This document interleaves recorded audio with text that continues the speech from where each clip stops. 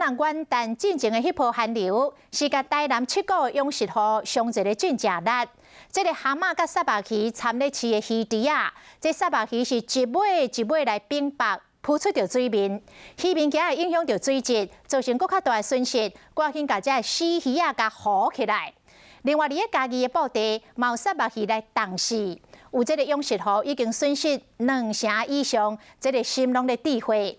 拜时有一波的冷气团的到位，就惊会收无成本。这渔民赶紧伫这几天要甲沙白鱼总甲扶起来，会当扶偌济算偌济。沙白鱼冰岛翘起，天气变好，渔民赶紧家扶起来。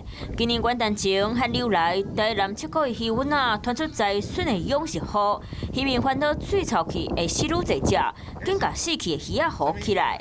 7股的区公所初步统计，有10外户的渔民受到影响。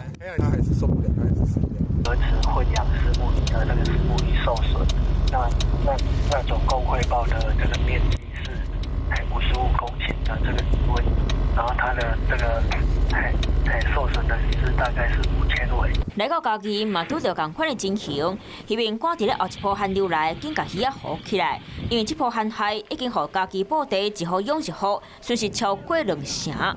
所有内底有鱼仔吼，啊个活的拢一时间甲抢收起来。安尼慢慢来，愈来愈死愈济，损失愈来愈大。7号，搁另外一波冷气团来，靠天食饭的渔民就惊了甲吐。渔民赶伫咧这几天掠沙白鱼，嘛讲着掠偌济算偌济，希望会当减少损失。